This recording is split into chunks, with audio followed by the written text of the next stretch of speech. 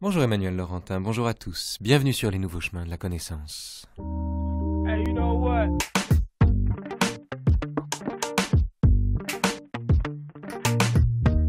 Suite ce jeudi d'une semaine en compagnie unique d'Albert Camus à l'occasion du cinquantenaire de sa mort, une semaine d'archives mise en situation pour vous.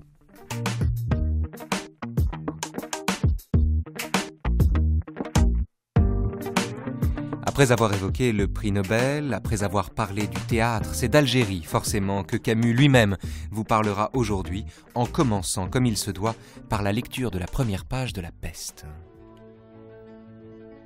Les curieux événements qui font le sujet de cette chronique se sont produits en 1940 à Oran. De la vie générale, ils n'y étaient pas à leur place, sortant un peu de l'ordinaire. À première vue, Oran est en effet une ville ordinaire et rien de plus qu'une préfecture de la côte algérienne. La cité elle-même, on doit l'avouer, est laide. D'aspect tranquille, il faut quelque temps pour apercevoir ce qui la rend différente de tant d'autres villes commerçantes sous toutes les latitudes. Comment faire imaginer, par exemple, une ville sans pigeons, sans arbres et sans jardin, où l'on ne rencontre ni battement d'ailes ni froissement de feuilles, un lieu neutre pour tout dire. Le changement des saisons ne s'y lit que dans le ciel.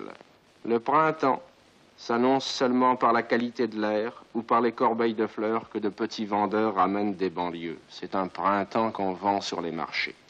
Pendant l'été, le soleil incendie les maisons trop sèches et couvre les murs d'une cendre grise. On ne peut plus vivre alors que dans l'ombre des volets clos. En automne, c'est au contraire un déluge de boue. Les beaux jours viennent seulement en hiver.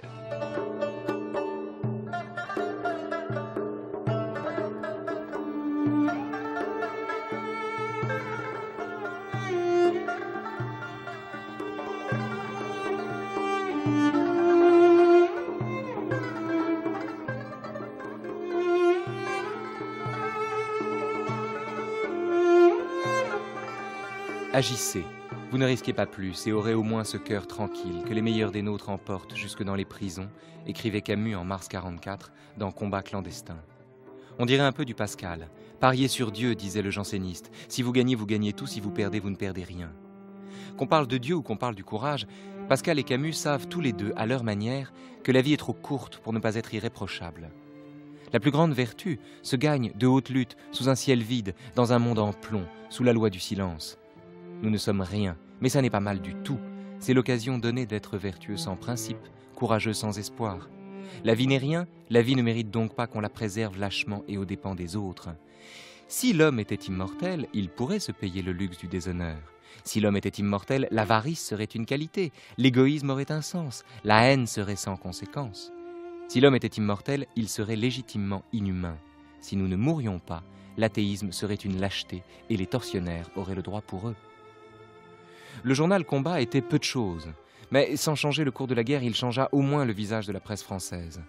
C'est le 21 août 1944, après 3 ans d'existence clandestine et dans des conditions infernales, que le premier numéro libre de Combat fut distribué à la criée jusqu'à la rue de Rivoli, portant le numéro 59 en hommage aux années clandestines et avec le titre suivant « L'insurrection fait triompher la République à Paris, les troupes alliées sont à 6 km de la capitale », titre que suivait un éditorial magnifique d'Albert Camus que je vous propose d'entendre maintenant. Il a fallu 5 années de lutte obstinée et silencieuse pour qu'un journal né de l'esprit de résistance, publié sans interruption à travers tous les dangers de la clandestinité, puisse paraître enfin au grand jour dans un Paris libéré de sa honte. Cela ne peut s'écrire sans émotion. Cette joie bouleversée qu'on commence à lire sur le visage des Parisiens est aussi, et plus encore peut-être, la nôtre. Mais la tâche des hommes de la résistance n'est pas terminée. Il y a eu le temps de l'épreuve et nous en voyons la fin.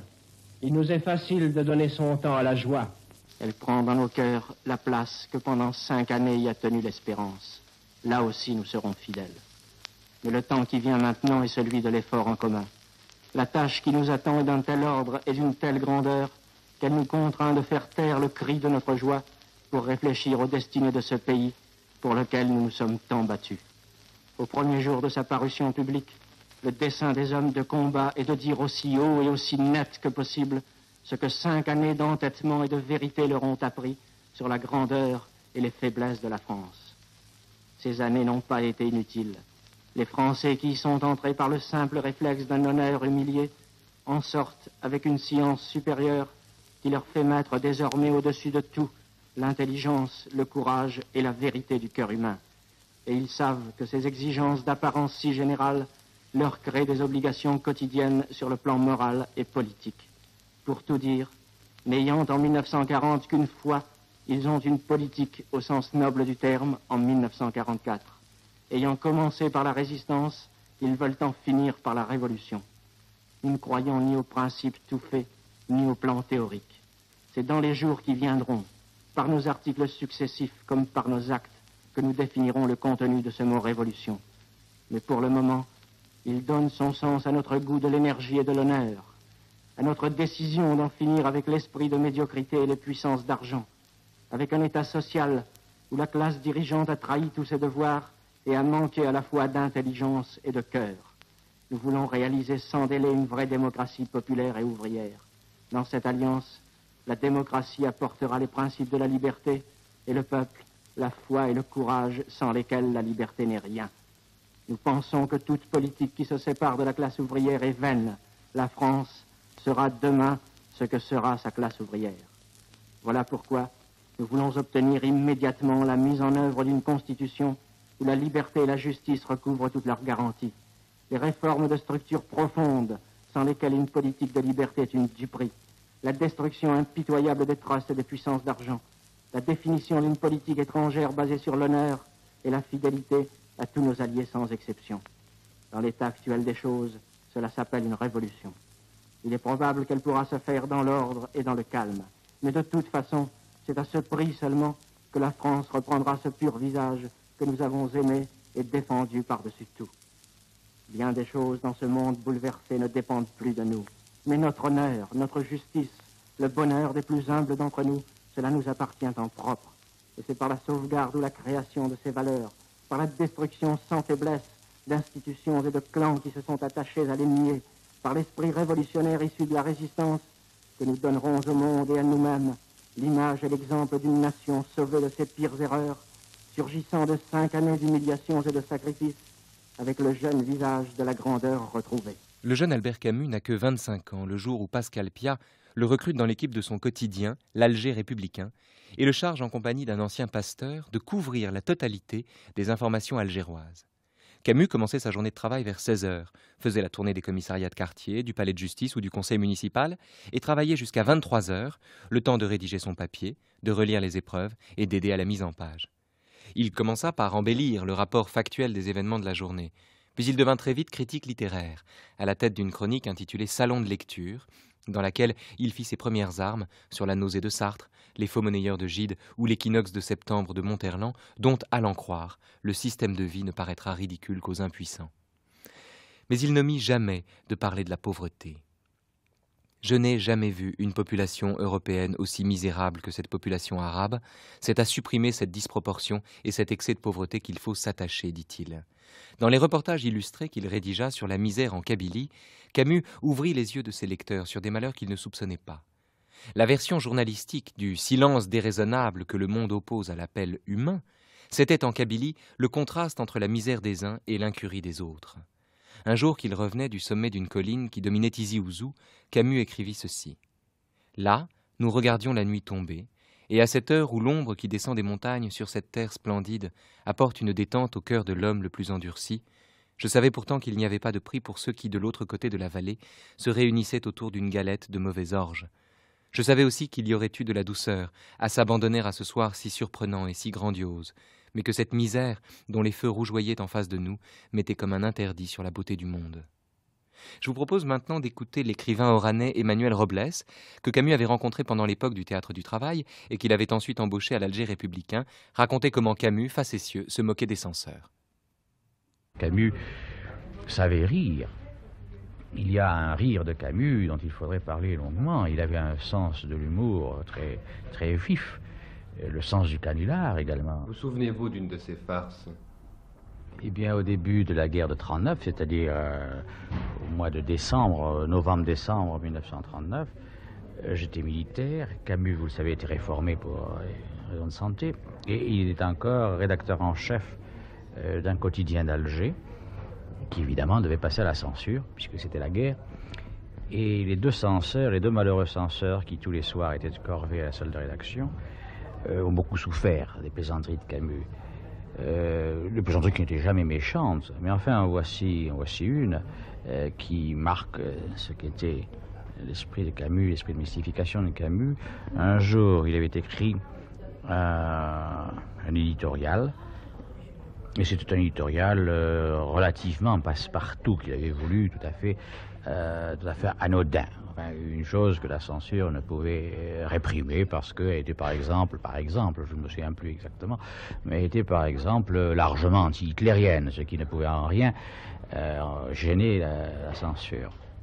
Mais il terminait par la déclaration suivante: il faut tuer tous les... Et là, il avait inventé un mot quelconque, n'est-ce pas, qu'il avait fabriqué sur place. Il faut tuer tous les... Alors les censeurs, les deux braves censeurs qui étaient là, naturellement, refusent de demander des explications. Ils étaient très gênés, ils étaient penchés sur les morasses et ils avaient lu cet article qui, ma foi, pouvait passer. Mais ce qui les gênait, c'était la déclaration finale, c'était le dernier paragraphe qui comportait là une déclaration extrêmement violente avec un mot qu'ils ne comprenaient pas et qu'ils ne pouvaient comprendre puisque c'était un mot fabriqué, je vous le répète, sur place, de toute pièce. Alors, Camus nous avait mis évidemment dans le coup et nous attendions ses réactions. On voit les censeurs très gênés qui louchaient vers le bon Larousse qui se trouvait tout près, mais enfin ils n'osaient pas et qui perdaient de plus en plus contenance, d'autant plus que Camus était là à leur dire: mais enfin messieurs, est-ce que s'il n'y a rien, vous savez, le journal va tomber, il faut se dépêcher, etc. Enfin, il était en train de les harceler et ces pauvres gens étaient de plus en plus ennuyés, faisaient un très long nez. Finalement, ils ont téléphoné au service de presse du gouvernement général. Il y a eu des conciliabules dont nous ne savions rien. Moi, j'étais dans un coin de la salle, mais je me cachais parce que j'étais militaire de 2e classe et qu'il s'agissait de 2 officiers censeurs. J'étais obligé de me cacher. Mais je voyais bien la scène et finalement, nos 2 officiers de cavalerie sont partis pour, malgré les protestations malicieuses de Camus, sont partis pour le gouvernement général afin de consulter les grands dictionnaires.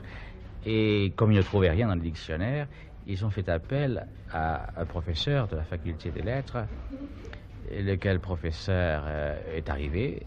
Il est arrivé tout de suite, il habitait pas loin d'ailleurs, et il a regardé ce mot-là, il a dit qui est l'auteur de l'article. On dit c'est Albert Camus.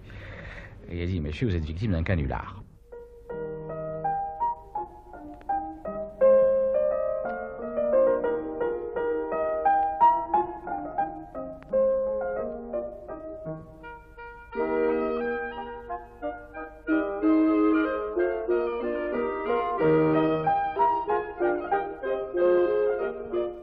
L'Afrique commence aux Pyrénées, écrit Camus. Voilà pourquoi Robles est 2 fois algérien, unissant en lui, comme beaucoup d'entre nous, le sang espagnol et l'énergie berbère. On sait assez que cela donne une race d'hommes qui se sent mal à l'aise en métropole, mais devant qui aussi bien les métropolitains se sentent dans l'inconfort. Il y a, dans les œuvres de Robles, dit Camus, une brutalité, une virilité ostensible et surtout une générosité qui expliquent leur succès direct et devant lesquels ne pèsent pas lourd les centaines de romans qui se publient chaque année à Paris. Qui ne préférerait au robinet d'eau tiède d'une certaine littérature l'oued tantôt sec et pierreux, tantôt déchaîné? Robles, du moins, sait ce qu'il a à dire. Il le sait et il le sent aveuglément dans l'obscurité du sang. L'homme aux prises avec la femme, la tragédie du devoir, la passion jusqu'au sang et tout cela plongé dans une grande et bonne chaleur populaire, ce sont les thèmes d'une œuvre que j'ai vue naître et qui a grandi comme une plante vigoureuse sous les pluies et le soleil africain. Je vous propose d'entendre maintenant une archive de la Tribune de Paris, en date du 1er janvier 1946, qui revient sur les émeutes de Sétif, avec, parmi les participants au débat, un certain Ferrat Abbas. Tribune de Paris. Les hommes, les événements, les idées, à l'ordre du jour.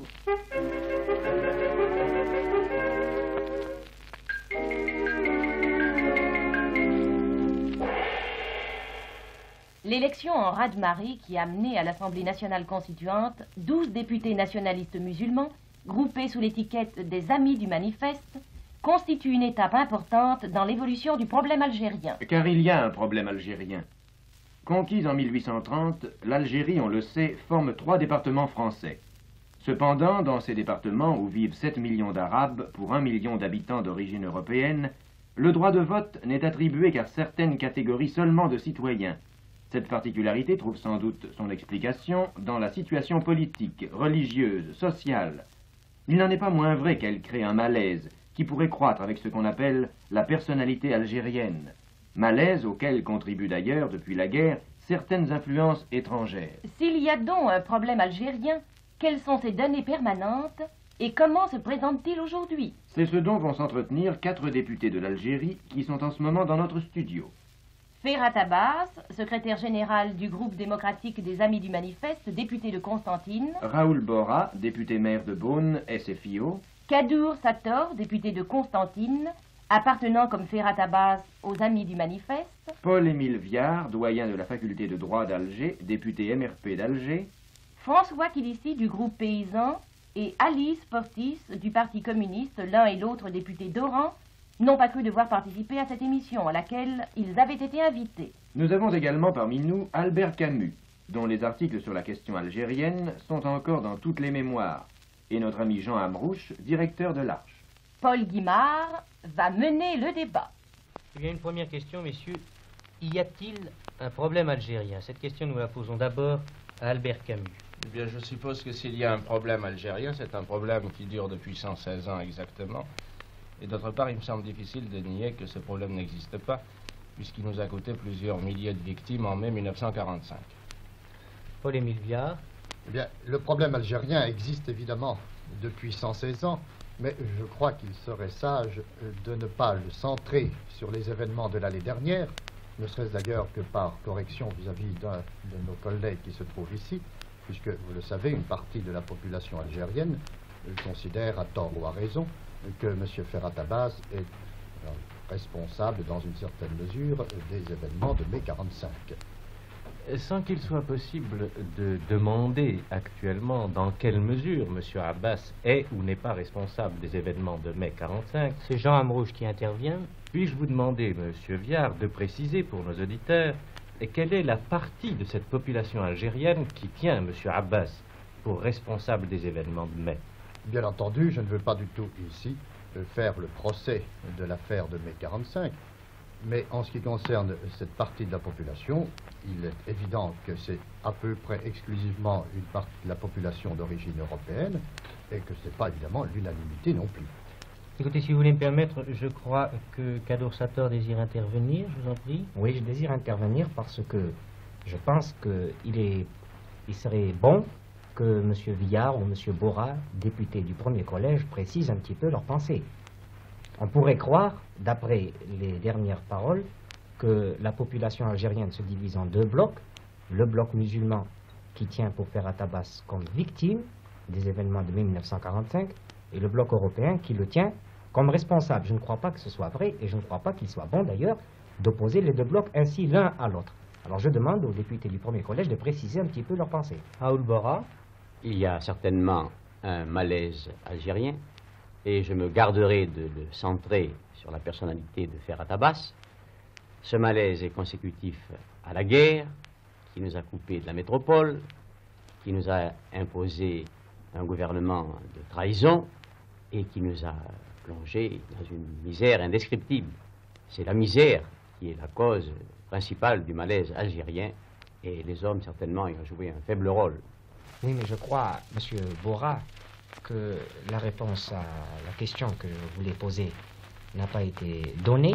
Je voulais vous demander si vous estimez qu'en Algérie, il y avait 2 blocs, l'un européen, l'autre musulman, l'un tenant Ferhat Abbas pour victime, l'autre le tenant pour innocent. J'ai abordé, mon cher collègue, le fond du problème, n'est-ce pas? Mais je vous réponds très facilement que je ne crois pas qu'il y ait en effet 2 blocs hostiles, antagonistes en Algérie. Ce serait un épouvantable malheur que ces blocs un jour puissent s'opposer. Il n'existe pas. Je pense que nous devrons faire toute la lumière, en effet, sur les lamentables événements du mois de mai 1945,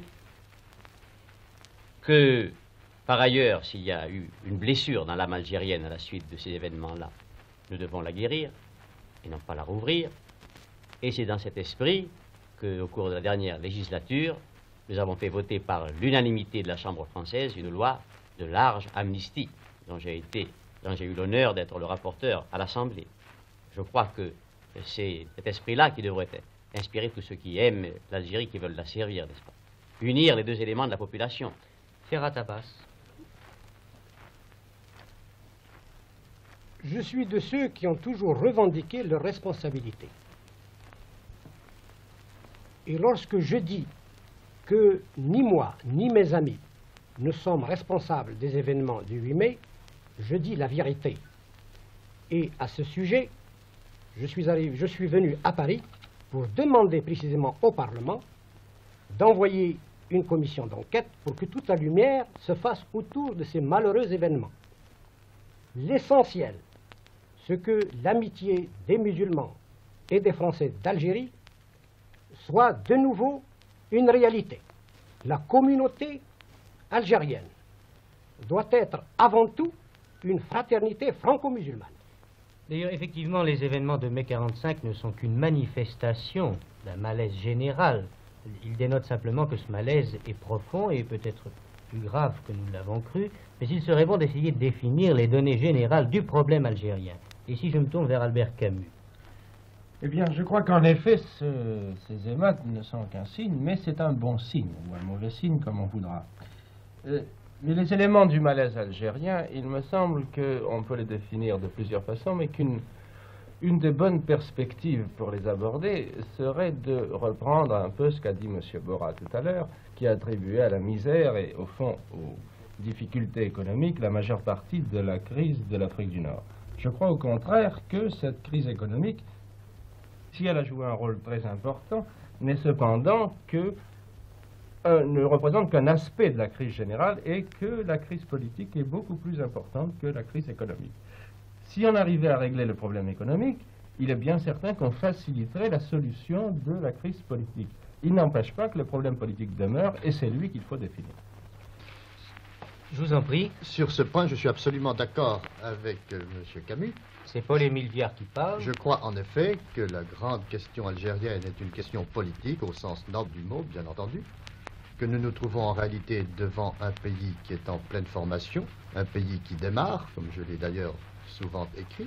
Nous sommes devant un peuple qui a pris conscience de lui-même au contact de la civilisation française, dont il s'inspire d'ailleurs de plus en plus largement, et que tout le problème algérien est en réalité le problème de savoir comment peu à peu ces 7 millions d'Algériens autochtones vont petit à petit s'organiser dans toute la vie française. Voilà comment je considère ce problème. Ferhat Abbas, êtes-vous d'accord avec ce que vient de dire Paul-Émile Viard? Je suis d'accord pour reconnaître qu'il y a un problème politique et un problème économique. Mais nous disons que c'est la solution du problème politique qui amènera avec lui la solution du problème économique. L'Algérie a besoin autant de pain que de réformes de structure portant sur le plan politique. Mais alors, en gros, quelles sont les données de ce problème politique, puisque c'est lui qui conditionne tout le reste, d'après vous? À mon avis, l'Algérie est dans un tournant de l'histoire. J'estime et je crois qu'il serait sage de l'orienter vers ce que nous appelons la politique de la personnalité algérienne. C'est-à-dire que la politique dite de rattachement et d'assimilation qui faisait de l'Algérie uniquement et simplement 3 départements français est une politique qui doit disparaître. C'est une simple fiction, car en Algérie, il y a autre chose que 3 départements français. Il y a un problème colonial, il y a un problème féodal, il y a un problème politique qui attendent leur solution. Après les manifestations du 1er mai et les événements du 8 mai 1945 en Algérie, le général de Gaulle adressa au gouverneur général de l'Algérie un message limpide qui disait ceci. En attendant que le ravitaillement parvienne en Algérie, le gouvernement, en raison de l'agitation anti-française créée par des éléments indigènes, a adressé au gouverneur général des instructions concernant le maintien de l'ordre dans les 3 départements. Le 15 mai, le ministre de l'Intérieur, Tixier, dira dans un communiqué que l'ordre a été rapidement rétabli par les forces de police, assistées de détachements de l'armée et de l'aviation. L'Humanité du 12 mai insiste, elle, sur le rôle de fonctionnaire vichiste et fait allusion aux incidents du 1er mai. France Soir, enfin, daté des 13 et 14 mai, publie en une sur 4 colonnes un article d'Yves Gros-Richard, sous ce titre qui dit tout. C'est l'agitateur Ferhat Abbas qui a suscité les troubles d'Algérie. Il dispose de fonds importants et d'armes d'origine mystérieuse. Mais le lendemain, Albert Camus blanchit Ferhat Abbas de son implication dans les insurrections, écrit dans Combat que l'article de France Soir n'apporte aucune preuve de ce qu'il dit et ne sert qu'à justifier une répression aveugle contre le peuple arabe pour lequel il réclame, lui, les principes démocratiques que nous réclamons pour nous-mêmes. France Soir persistera et le 27 juin, à l'occasion d'une dépêche d'agence de presse sur un prétendu complot anti-français en Algérie, signalera qu'il avait été le premier à mettre en cause la dangereuse activité de Ferhat Abbas. Alors que Ferhat Abbas est peut-être ce que le nationalisme algérien a produit de meilleur, en tout cas un nationaliste modéré comme il se désignait lui-même. Enfin, Camus répondra à France Soir en disant que c'est la force infinie de la justice et elle seule qui doit nous aider à reconquérir l'Algérie et ses habitants, ce qui lui permettait quand même au passage d'esquiver la question latente de l'indépendance. Je vous propose d'écouter maintenant la suite de l'archive extraite de la Tribune de Paris, dans laquelle Camus évoque ce qu'il appelle la personnalité algérienne. Je dis que cette personnalité existe du fait même, Ferhat Abbas, et il s'agit simplement d'être de bonne foi, que 116 ans de colonisation n'ont pas pu faire de l'Algérie 3 départements français. Et que si aujourd'hui un problème algérien existe, c'est que précisément cette personnalité a joué à l'insu même des populations musulmanes. Et je dirais à mon ami Bora que c'est nous qui avons raison lorsque nous disons réforme politique d'abord. Parce que, et il le sait aussi bien que moi, si nous ne réformons pas le gouvernement général, si nous ne réformons pas les assemblées locales, nous n'aurons jamais, lui et moi, les moyens d'affranchir et d'émanciper le paysan algérien. Et toute la question est là. Quant à la métropole, j'estime que ces droits sont sauvegardés du fait que lorsque nous, mes amis et moi, nous demandons le respect de la personnalité algérienne, nous le demandons dans une unité. Nous avons besoin non seulement des capitaux de la France, mais de ses techniciens, de sa culture. Car si nous entendons développer la personnalité algérienne, nous l'entendons sous le plan de la culture moderne. Nous n'entendons pas revenir en arrière, au temps de 1830. Albert Camus. Eh bien, ça me paraît une affirmation catégorique. Enfin, je veux dire pour nous tous, et je crois qu'il importe de la souligner. Mais en même temps, puisque nous assistons à ce genre d'affirmation, nous devrions peut-être, nous, Français, essayer de nous dire que nous avons avantage à considérer la civilisation arabe autrement que beaucoup de Français la considèrent. Je veux dire, non pas avec le sentiment qu'il s'agit d'une civilisation inférieure, mais d'une civilisation qui a ses bases, ses racines, et que nous devons peut-être apprendre à respecter sur un certain nombre de plans. En ce qui concerne la personnalité algérienne, j'avoue que, bien que je me sois intéressé depuis longtemps à ces questions, je ne me suis pas encore fait une opinion. J'aurais donc tort d'affirmer quelque chose de précis. Mais, enfin, pour dire toute ma pensée, ce problème algérien qui était si important pour moi, me paraît maintenant s'inscrire dans un problème beaucoup plus général. Je veux dire que le malaise politique algérien, pour moi, vient de la paresse de la pensée politique de la métropole. Nous sommes toujours de 20 ans en retard sur la situation politique réelle, et ça n'est pas spécial à la France, c'est vrai pour toutes les nations. Il semble que les situations politiques vont comme les avions, très vite, tandis que la pensée va avec la lenteur de sa maturité personnelle et n'arrive pas à rejoindre les situations. C'est ainsi que nous nous fixons par exemple sur le problème franco-allemand comme nous nous fixons sur le problème franco-algérien, alors que le problème, tout le monde sait, est le problème russo-américain. Mais le problème russo-américain, et là nous revenons à l'Algérie, va être dépassé lui-même avant très peu. Ça ne sera plus un choc d'empire, nous assisterons à un choc de civilisation, et nous voyons dans le monde entier les civilisations colonisées surgir peu à peu et se dresser contre les civilisations colonisatrices. Peut-être que la France, avec son génie particulier, auquel je crois pour ma part, aurait avantage à placer le problème dans cette perspective et être la première nation blanche qui pose le problème réellement sur le plan où il doit être posé, c'est-à-dire en essayant de devancer l'histoire plutôt que d'être continuellement à sa remorque.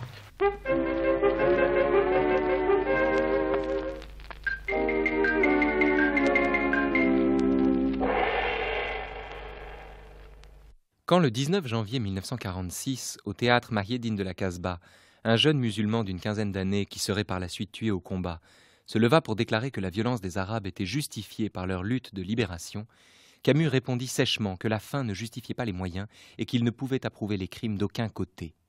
Malheureusement, la réunion du 22 janvier 1956, que Robles avait organisée en faveur d'un appel à la trêve civile, fut utilisée par le FLN qui, tout en noyautant le comité pour la trêve civile, spéculait en même temps sur l'échec de l'initiative et la justification en conséquence du recours à la violence.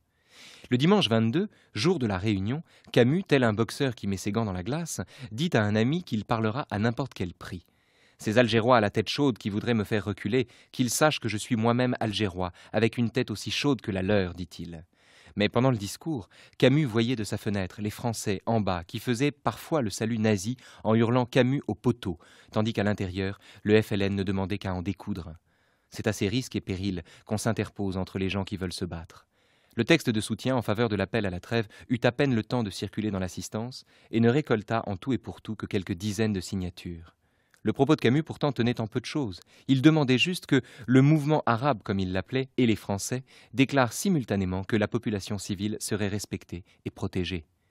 Je vous propose de revenir maintenant sur cette initiative avec Imoud Brahimi, poète et comédien algérien, au micro de Jules Roy, qui était retourné pour la radio sur les traces d'Albert Camus en 1978. L'idée était juste. L'idée était le rêve d'un philosophe. Mais en tant que réaliste, nous n'y croyons pas beaucoup. Vous voyez ? Pas du tout, vous voulez dire ? Nous ne croyons pas du tout. Nous étions des hommes partisans de la lutte armée. Alors, attendez. Et nous nous associons à un appel à la trêve civile. Pourquoi ?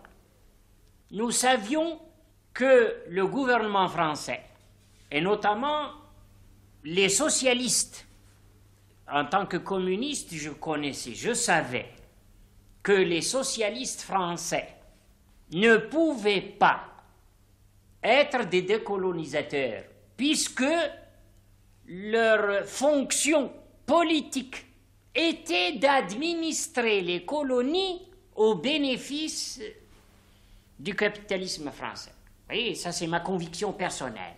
Alors, le FLN, nous participions. D'ailleurs, Abben Ramdan lui-même nous disant, vous êtes des rêveurs.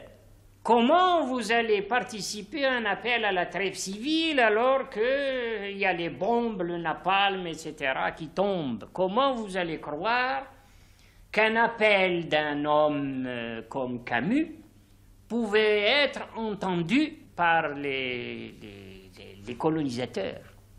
Alors on lui a dit, comme nous avons participé aux amis du théâtre d'expression arabe, qui était absolument loin de toute politique favorable à la révolution. Mais c'était pour nous, qui avions été isolés de nos amis français, qui étaient absolument partis. Pour nous, c'était la possibilité de renouer le contact au profit du FLN. Si vous participez à cette proposition de trêve civile à ce moment-là, c'est, disons le mot, pour avoir une couverture supplémentaire. Non, ce n'est pas une coopération, c'était une opération politique. Pourquoi ? Il ne faut pas oublier qu'à l'époque où Camus avait lancé le mot d'ordre, l'administration française avait essayé de lancer un mouvement de troisième force chez les intellectuels, qui avait commencé à prendre racine et qui avait même des éléments proches de Farhat Abbas avaient commencé à adhérer. Ils considéraient que l'action armée est une action qui n'apportait aucune solution et que le mieux c'était de se servir de cette action armée faite par les autres pour essayer d'arriver à un compromis avec le gouvernement français pour améliorer la situation des Algériens. Mais alors, en participant à la trêve civile, vous avez l'air de contribuer justement à cette proposition de troisième force. Apparemment, nous étions, en retard sur les éléments partisans du compromis avec la France. Donc si vous le faites, c'est pour donner le change. Pour le fait, nous donnons le change, mais ce n'est pas pour ça, puisque nous étions clandestins et absolument inconnus. Moi, j'ai été arrêté 2 fois. Et 2 fois, j'ai passé devant un conseil d'une trentaine de commissaires de police, d'inspecteurs et de directeurs. Et j'ai réussi à tirer mon épingle du jeu et à repartir comme un type absolument étranger aux événements. Le 28 janvier 1956, lorsqu'Albert Camus fait cette conférence au Cercle du Progrès, sous la protection du service d'ordre du FLN, et alors qu'à l'extérieur, il y a des manifestations d'ultra-européens qui criaient à bas Camus, à mort Camus, à mort Mendes France. Est-ce que d'une certaine façon, il n'a pas été manipulé et dupé? Poncet dit qu'il a été manipulé. En réalité, il n'a pas été du tout manipulé. L'initiative venait de lui. Ce qui fait que c'est nous qui avons profité de la circonstance. Non pas pour le manipuler, pour lui dicter une attitude quelconque, mais on a profité de cette situation pour essayer de convaincre les partisans de la trêve civile, c'est-à-dire les partisans d'une guerre moins cruelle. Voyez, cet état d'esprit existait non seulement chez les Européens, chez une fraction des Européens, mais il existait également chez des éléments musulmans ennemis de la lutte armée. Alors il fallait, à travers cette expérience de la trêve civile, comme à travers l'expérience des libéraux, de faire la preuve que non seulement l'entente n'était pas possible et que la Cosse c'était une crapule.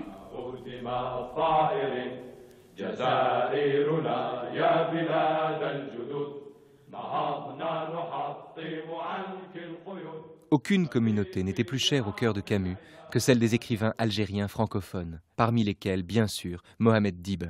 C'est ce dernier que je vous propose maintenant d'écouter dans des archives de 1972 où il évoque la figure de Camus.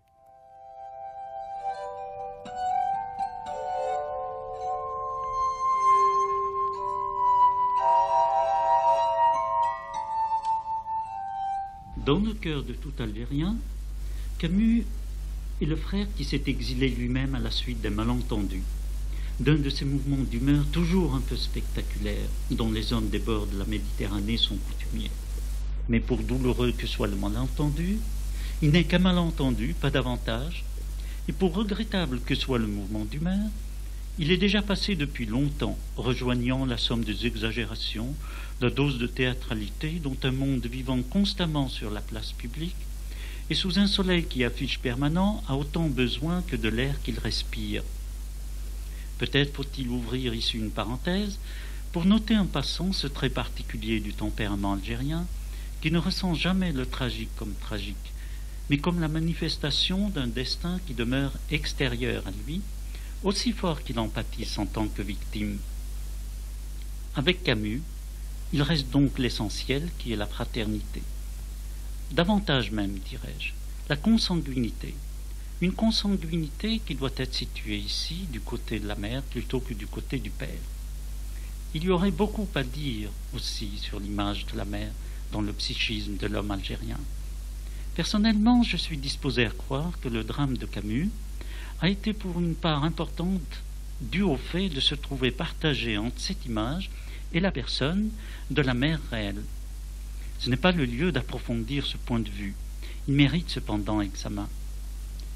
Mais je ne suis pas moins disposé à croire aussi que depuis le 4 janvier 1960, Camus est retourné à son vrai lieu d'origine, rendu aux oliviers, aux espaces gorgés de lumière, à la mer et aux hommes enfin dont on ne saurait le séparer, ni séparer son œuvre, si peu que ce soit, sans le trahir, sans le défigurer.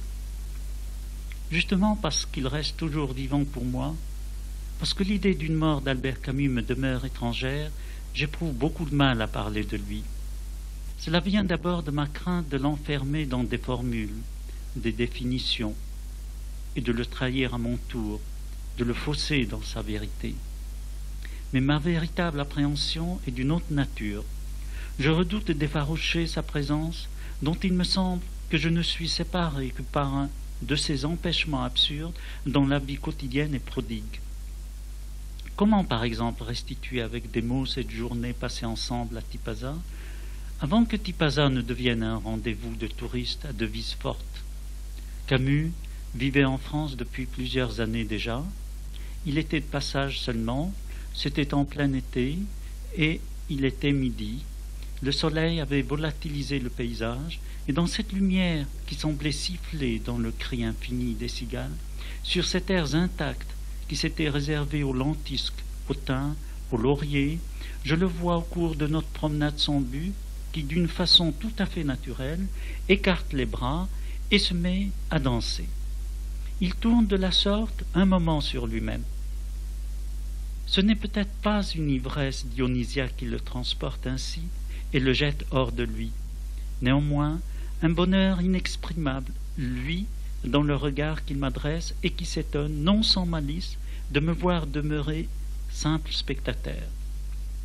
Mais, sans m'empêcher de comprendre son bonheur et de ressentir son étrange émotion, mon éducation plus soucieuse des formes m'interdit de suivre son exemple. Je l'ai vu donc célébrer son accord avec les éléments qui lui étaient naturels et avec l'esprit qui les habite.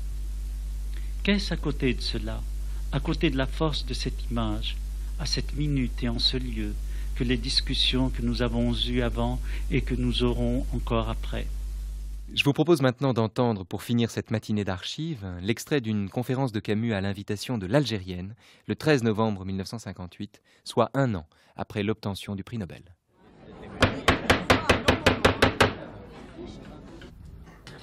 Je passe la parole à Albert Camus. Mesdames, Messieurs, je m'excuse de n'avoir rien préparé et de me livrer à un exercice d'improvisation pour lequel je ne suis pas sûr d'être fait. Mais d'abord, on m'avait invité à boire un verre en compagnie de quelques Algériens. Et naturellement, je suis un peu surpris d'en trouver autant, quoique tout de même, je sois content de voir que les Algériens ont colonisé Paris à leur tour. Je suis aussi un peu empêtré dans ma réponse par l'excès des éloges que le colonel Furnari a bien voulu prononcer en ma faveur. Et je voudrais dire simplement, puisque nous sommes entre Algériens et que le fait d'être Algérien est la raison de ma présence ici, je voudrais simplement dire que personnellement, au long d'une vie où en somme les chances ont été plus grandes que les malchances, je veux dire la mienne, l'une des chances principales, l'une de celles que j'ai considérées comme étant la principale, est justement le fait d'être né en Algérie. J'ai eu l'occasion de dire que je n'avais rien écrit qui, de près ou de loin, ne se rattache à cette terre. En l'occurrence, je n'ai exprimé qu'une chose que je sens profondément et depuis longtemps. Je dois à l'Algérie non seulement mes leçons de bonheur, mais, et ce ne sont pas les moindres dans une vie d'homme, je lui dois mes leçons de souffrance et de malheur. Ces leçons sont devenues un peu lourdes depuis quelque temps, mais enfin, elles sont là, il s'agissait de les accepter. Et je ne suis pas sûr que dans la terrible tragédie où se trouve plongée notre terre commune, il n'y ait pas non seulement une raison d'espérer, mais peut-être aussi pour nous tous, Arabes et Français, une raison de progresser dans une démarche commune vers ce qu'on peut appeler la vérité. En tout cas, l'une des choses dont je suis fier, je ne suis pas fier de beaucoup de choses et particulièrement, je ne suis pas fier de tout ce dont, par exemple, le colonel Furnari veut bien être fier pour moi. Mais l'une des choses dont je suis fier, en tant qu'écrivain, et en tant qu'écrivain algérien, et ce n'est pas mon ami Odisio qui me contredira puisqu'il a été l'inspirateur de ce mouvement, l'une des choses donc dont je suis le plus fier, c'est que nous autres écrivains algériens, nous avons fait notre devoir. Et nous l'avons fait depuis longtemps. Ce que je veux dire de plus précis, c'est que nous sommes beaucoup à espérer ce qu'on appelle maintenant l'Algérie de demain. Je ne sais pas si cette Algérie se fera, je ne sais pas non plus dans quelles conditions elle se fera, je ne sais pas non plus ce qu'elle nous coûtera encore en sang et en malheur. Mais ce que je puis dire, c'est que cette Algérie de demain, nous autres écrivains algériens, nous l'avons faite hier. Je veux dire que nous avons été une école d'écrivains algériens. Que cette école d'écrivains algériens, et quand je dis école, je ne veux pas dire un groupe d'hommes obéissant à des doctrines, des règles, je veux dire simplement un groupe d'hommes exprimant une certaine force de vie, une certaine terre, une certaine manière d'aborder les hommes. Et nous avons donc été une école où il y avait, à mon avis, je parle en termes de talent, autant de noms arabes que de noms français. Odysio l'a déjà dit mieux que moi, mais enfin, je le répéterai après lui, avec toute la force dont je suis capable. Finalement, une terre qui a produit des hommes qui s'appelaient Roy, Robles, Odysio d'un côté, et de l'autre côté, Mamri, Pharaoun, Dib et un certain nombre d'autres, qui a permis à ces écrivains de s'exprimer en même temps, dans la même langue et dans la liberté. Cette terre, car finalement, soyons justes, ce ne sont pas les institutions qui ont permis ça, c'est simplement le travail que nous avons fait tous en commun et surtout la manière dont nous nous sommes abordés les uns les autres. Eh bien, cette école a donné, à mon sens, un bon exemple, un beau modèle de ce que pourrait être l'Algérie de demain. Voilà personnellement ce dont je suis le plus fier. Les honneurs qui pleuvent quelquefois sur nos têtes, un petit peu comme les orages, c'est-à-dire qu'ils vous arrivent et qu'on essaie de les recevoir avec simplicité, ce qui est une manière de s'engarer, ces honneurs-là n'ont pas beaucoup d'importance à mon sens. Et parlant à des Algériens, je ne les étonnerai pas en disant ça. Nous mettons beaucoup plus haut des vertus beaucoup plus simples, qui sont des vertus de courage, de fidélité, de ténacité, d'obstination.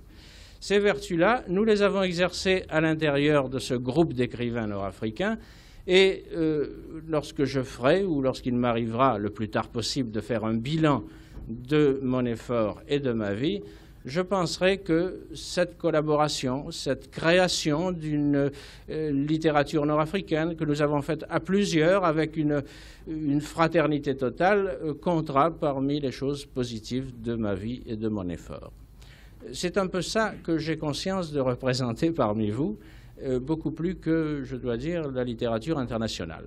Et je vous demande simplement, bien que parfois l'Algérie n'ait pas toujours été d'accord avec mes thèses, et même, je crois me souvenir que quelques-unes des phrases que le colonel Fornari a lues tout à l'heure et que je resignerai encore aujourd'hui, n'ont pas été accueillies avec autant de bienveillance qu'il aurait fallu, vu ce qu'elle disait, n'est-ce pas? Mais quoi qu'il en soit, quel que soit l'accueil ou ce qu'on peut penser de mon attitude, de mes erreurs, car j'en ai faites et j'en ferai encore, je voudrais simplement que vous me receviez à l'algérienne, directement et loyalement, comme un représentant de ce que sera cette Algérie que nous avons essayé de préfigurer dans notre littérature.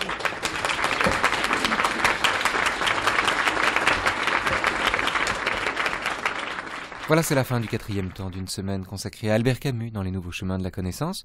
Une semaine qu'on avait construite une première fois en 2006 avec Marie-France Thivaud qui, comme tous ceux qui les méritent, n'aime guère les compliments et à qui donc c'est un double plaisir de rendre hommage à l'occasion de sa rediffusion sous la houlette de Bertrand Chometon avec Julien Douminc à la technique. Une semaine que vous pourrez évidemment réentendre et télécharger sur notre site internet, à la page des Nouveaux Chemins de la Connaissance, où vous attend aussi une bibliographie aussi complète que possible des œuvres de Camus et des bons ouvrages qui le concernent. Une semaine qui s'achèvera demain vendredi par l'évocation du lien que Camus entretenait avec ses maîtres, ses professeurs et avec la littérature. À l'issue du 4e temps de cet hommage à Camus, on retrouve tout de suite le journal des Nouveaux Chemins de la Connaissance avec Adèle Van Rett. Bonjour Adèle. Bonjour Raphaël.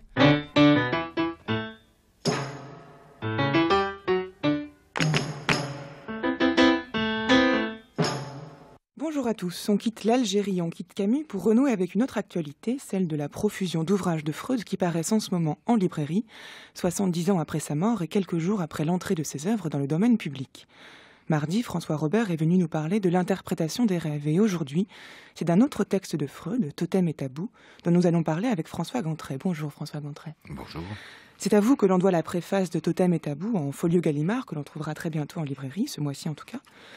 Totem et tabou est un livre qui paraît en 1913. Et dans ce texte, Freud s'interroge sur l'origine de la culture, c'est-à-dire qu'il tente de tracer la genèse de cette culture et de proposer des hypothèses pour rendre compte de la constitution de cette culture. Alors François Gantré, pourquoi cette question de l'origine de la culture peut-elle intéresser le psychanalyste? Est-ce qu'elle ne relève pas plutôt du domaine de compétence de l'anthropologue ou de l'historien? Oui, ça peut paraître, et ça l'a été d'ailleurs, ça peut paraître assez audacieux de la part de Freud, et c'était une assez grande audace à l'époque, peut-être même ça le reste encore aujourd'hui, on le verra, que de s'attaquer, en quelque sorte, d'aller sur le terrain des anthropologues, des ethnologues. C'était une entreprise osée, donc inattendue, même pour Freud lui-même, et surtout dans son développement. Il a eu cette remarque dans sa correspondance avec Jones. Il dit « Je ne voulais avoir qu'une petite liaison et me voilà forcé à mon âge d'épouser une nouvelle femme. » Bon, il faut voir que fin du 19e, début du 20e siècle, s'épanouit l'anthropologie avec les grandes découvertes, les études des anthropologues sur et l'intérêt pour ce qu'on appelait les primitifs. Et tout particulièrement le totémisme. Paraissent à ce moment-là de très nombreux ouvrages. Freud d'ailleurs se plaignait pour faire son travail, d'avoir une bibliothèque entière à parcourir. Durkheim, Spencer, Taylor, Wundt, Fraser. Fraser, donc totémisme et exogamie. Totémisme et exogamie. Et voilà. Ensuite, d'ailleurs, cet intérêt est relativement retombé, est resté un peu en jachère. Le terrain est resté un peu en jachère et il faut attendre la deuxième moitié du XXe siècle, avec Lévi-Strauss en particulier, pour voir renaître un peu cette question, avec en particulier son ouvrage sur le totémisme aujourd'hui. Il faut dire aussi que ça tombait à l'intérieur même du développement du mouvement analytique et de la pensée analytique, dans une controverse qui venait à son acmé à ce moment-là entre Freud et Jung.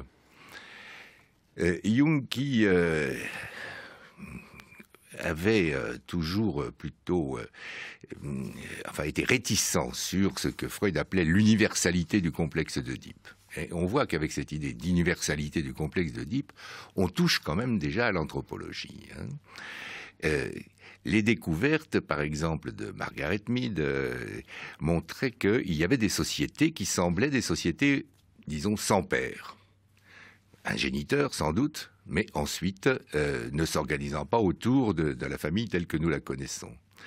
Et du coup, Freud disait, s'il y a des sociétés sans père, s'il y a des fils sans père, eh bien, notre histoire de complexe d'Oedipe ne tient plus, sur l'universalité en tout cas. Et Freud avait cette parole qui est importante et qui reste importante encore. Il dit, vous confondez le père du complexe, ça n'est pas le père de famille, c'est celui ça n'est pas le géniteur, il faut bien distinguer le père du complexe. Ça peut être le géniteur, mais nous ne sommes pas dans le même registre. Le père du complexe, c'est celui qui possède sexuellement la mère. Donc est-ce que ça veut dire que ce complexe d'Oedipe, que l'on connaît tous, en tout cas on en a tous entendu parler, est-ce que c'est cela que Freud situe à l'origine de la culture? Est-ce que c'est en tuant le père, justement, que la culture peut se constituer? Alors, ce qu'il avait là établi, et assez tôt, même déjà dans l'interprétation des rêves, on voit percer, même s'il n'est pas nommé comme cela, le complexe d'Oedipe, ce qu'il avait établi assez tôt dans le développement individuel, dans le psychisme individuel, il a là, et c'est là l'audace, il a l'audace de le porter dans la culture, dans le collectif, en proposant, et il a aussi une autre audace, sur laquelle je reviendrai un petit peu plus loin, beaucoup plus forte et beaucoup plus actuelle, c'est-à-dire, il dira... avec l'interprétation des rêves, c'était une chose. Je parlais du désir de tuer le père. Là, je m'engage beaucoup plus, je parle d'un acte. Et en effet, c'est cela qui va susciter toute la critique des anthropologues à l'époque. Mais alors pourquoi Freud a-t-il besoin de recourir au mythe pour expliquer cela? Cela fait partie de l'interprétation par Freud du mythe, de tous les mythes, comme des projections dans une histoire qu'on se raconte un jour. Un jour, Dieu créa la terre, etc. Bon, tous les mythes, projection dans une histoire, sous la forme d'une histoire, de ce qui est conflit individuel, conflit intrapsychique. Et dans la mesure où ce mythe est partagé, eh bien, on a là l'idée donc de l'universalité du conflit, même si les chemins sont singuliers, leur aboutissement est collectif, et la collectivité même de ce mythe semble, pour les individus, garantir son authenticité. C'est ça, donc le mythe serait l'expression de conflits internes dont les humains tenteraient de se débarrasser en les portant à l'extérieur d'eux-mêmes, sous la forme d'un mythe, et le fait que ce mythe soit transindividuel, c'est-à-dire parle à tout à chacun, atteste de l'universalité de ces mythes. Tout à fait.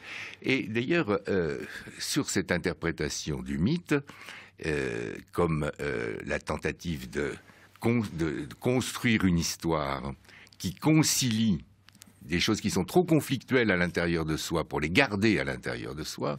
Donc des choses qui sont... Les conflits, c'est des conflits entre incompatibles en soi, entre l'amour et la haine, par exemple, pour le même parent, ou des choses de ce genre.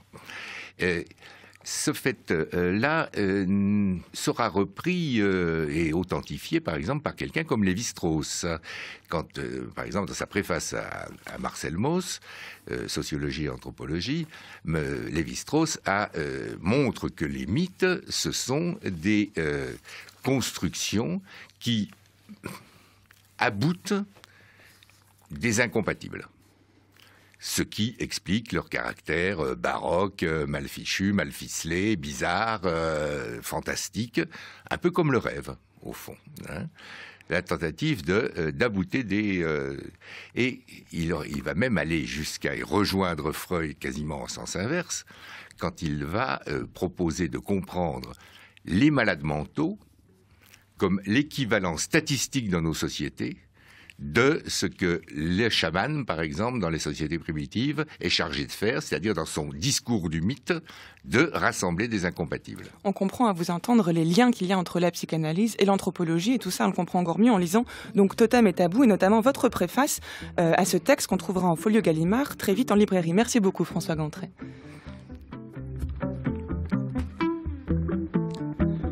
Autre actualité philosophique, on trouve en ce moment en kiosque et en librairie le dernier numéro du magazine littéraire qui porte ce mois-ci sur Spinoza.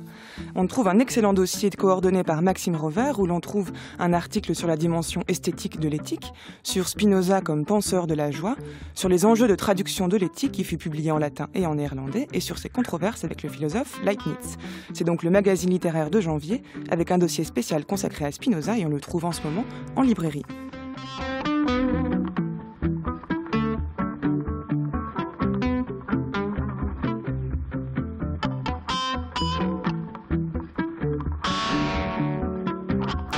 Camus, Freud et Spinoza, c'était le programme des Nouveaux Chemins aujourd'hui. Retrouvez toutes ces informations sur le site, les bibliographies, les informations sur le livre dont nous avons parlé, ainsi que tout sur cette actualité Freud, en ligne donc sur le site des Nouveaux Chemins de la Connaissance.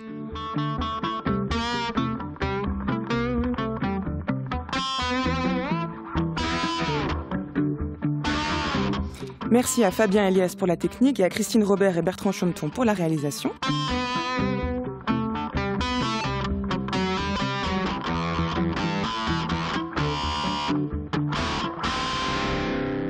Vous êtes sur France Culture, il est 10h59 et vous retrouvez dans un instant Question d'époque.